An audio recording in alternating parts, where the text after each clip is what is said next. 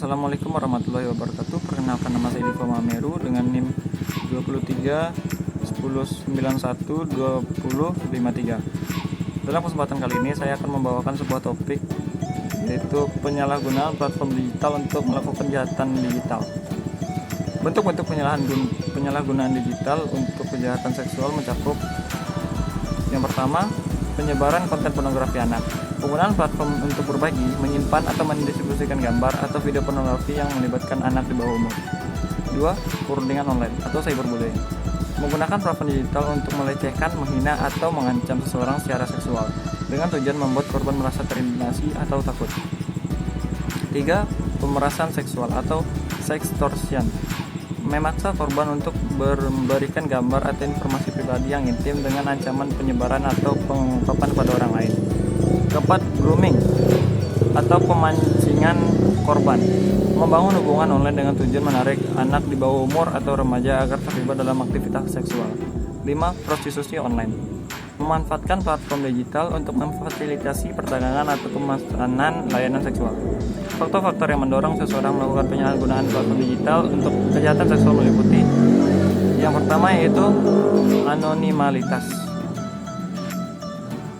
Rasa aman dalam bersembunyi di balik layar digital dapat mendukung seseorang individu untuk melakukan tindakan yang tidak etis.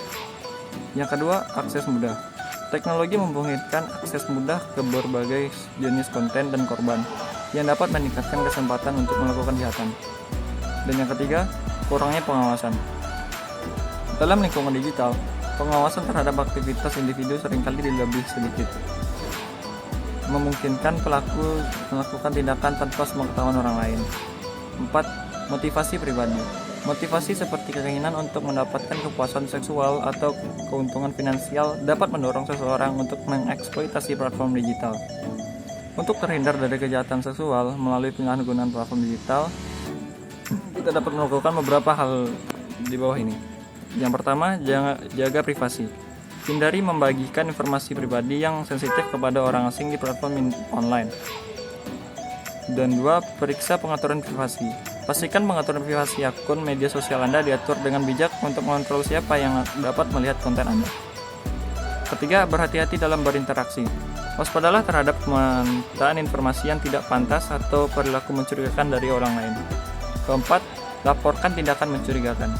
Jika Anda merasa menjadi korban atau menyaksikan tindakan kejahatan seksual online, segera laporkan kepada pihak berwenang atau platform yang bersangkutan.